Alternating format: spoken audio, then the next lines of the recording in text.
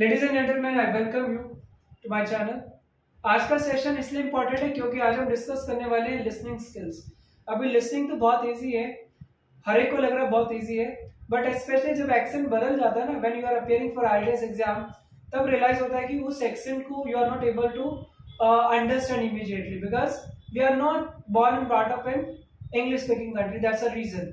So if you start working today, you will find positive changes after few days, maybe after few weeks or after few months, depending on your retention capacity.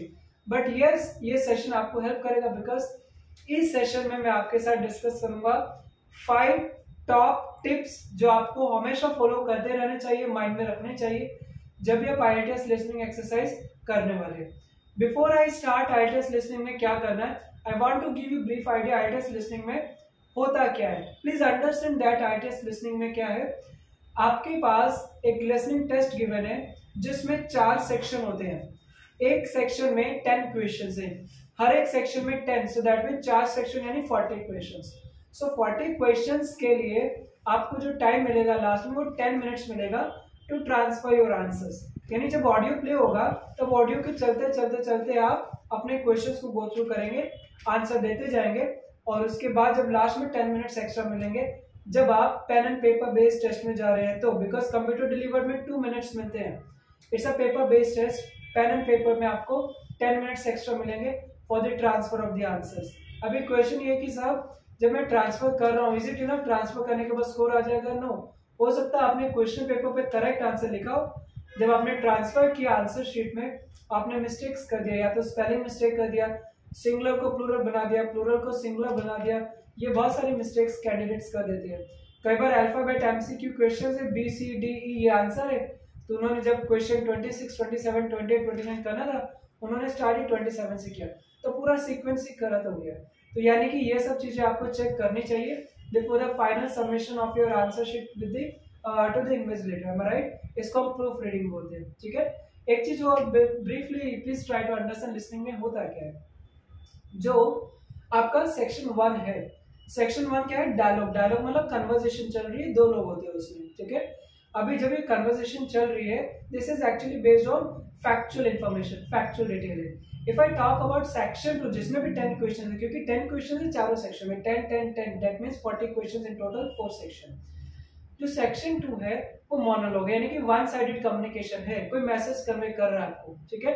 अभी कुछ लोगों को लग रहा है monologue boring है because कुछ वो अंडरस्टैंड नहीं कर पा रहे, यानी कि वहां पे कंसंट्रेशन आपको ज्यादा चाहिए, M I right? Second part में हो सकता है आपका स्कोर अच्छा आ जाए क्योंकि ये भी फैक्चुअल है और ये मोनोलॉग है।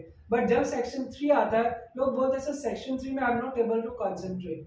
ये प्रॉब्लम नहीं होता कि कंसंट्रेशन नहीं, कई बार ऐसा भी होता है क्वेश्चंस जो होते हैं वो एमसीक्यूज होते हैं, लेंथी होते हैं, कई बार आंसर्स भी बहुत लेंथी है and we have to analyse very closely, और उतना टाइम कई बार नहीं मिल पाता। That is also one of the reasons कि sometimes people do not get 9 bites. In fact, my score was 8.5 band in my last attempt. Okay, 8.5 means 38 to 39. Slab होता है 38, 39 वाला। तो if I say what mistake that I might have committed, then most probably I must have committed a mistake in section 3 क्योंकि question answers बहुत lengthy होते हैं। Maybe you are a teacher, maybe you are a learner, maybe you are a faculty. It hardly matters. It's all about how do you handle such a tremendous amount of pressure in the examination conditions. Am I right? So on the basis of my experience, not as a teacher, on the basis of my experience as a learner, as a candidate, I would strongly recommend you to follow these 5 tips. I'm sure that आपका जो listening score है काफी improve होगा, और tips अकेले से improve नहीं होगा। You have to do a lot of practice, not only a lot of practice, I would say considerable practice, ताकि आपका स्कोर ग्रेजुअली इंप्रूव होना स्टार्ट हो जाए आज से, ठीक है। तो कल की जो जीत की तैयारी उसकी आज से तैयारी स्टार्ट कर देंगे। डन? चलो अभी हम टिप्स की बात करें। जो फर्स्ट टिप है यहाँ पे वो है कॉन्टेक्स्ट। स्टूडेंट्स क्या करते हैं, कॉन्टेक्स्ट नहीं समझते। एक प्रॉब्लम ये भी होता है कि कई बार इन्फॉर्मेशन थी बॉक्स में, ठीक है, बॉक्स में लेफ्ट हैंड साइड पे कुछ इन्फॉर्मेशन है जो मे बी रेलेवेंट ना हो डायरेक्टली, और कहीं ना कहीं क्वेश्चंस के जो ब्लैंक्स है वो होते हैं राइट साइड पे। ऐसे एग्जाम्पल्स मैं दे रहा हूँ, वेरिएशन हो सकता है रियल एग्जाम में। So what I said, people do not know they should always read from left to right. अब वो क्या करते हैं, वो राइट टू राइट चलते जा रहे हैं, वो लेफ्ट टू राइट पढ़ नहीं रहे, यानी उनको पता नहीं चलेगा कब कौन सी बात स्टार्ट करने वाला स्पीड। तो ऐसी मिस्टेक हो सकती है। कॉन्टेक्स्ट को प्रॉपर्ली समझ लेना चाहिए आपको that's very very important for you. Okay, और दूसरा इंस्ट्रक्शन वेरी वेरी इंपॉर्टेंट हो सकता है, वहां पे लिखा है use one word and or a number, two words and or a number, use two words और आप नंबर लिख के आ रहे हैं। So please understand the difference between number and a word. Word का मतलब जैसे मैंने बोला 201 kings street, like that. So kings street two English words, और हाउस नंबर जैसे मैंने बोला 203, लेट अस से, और if I take the name of the society, number is a number, 203 that means 203। कई स्टूडेंट्स ने बोला sir can I right 203, 203, then it is a number or a word? I said that it is a number, it's not a word. Despite you are writing 203, you are writing 3 words, but still it is counted as a number. If you are not allowed to write a number, then they will never give you questions on a number, don't worry. If you are writing, that means you are not able to understand the whole information, the whole conversation properly, that's a reason. Okay, so be careful. उसके बाद next जो हमें discuss करना वो है anticipation. कुछ लोग क्या करते हैं, एंटीसिपेट नहीं करते आंसर्स। जैसे मैंने कोई सिचुएशन दी है, मैंने बोला एग्जांपल दिया, ब्लैंक के बाद टी शर्ट लिख दिया।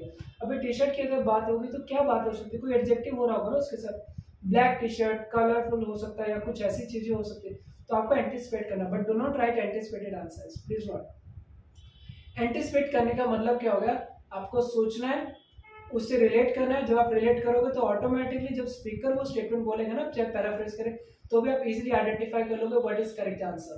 Is it clear?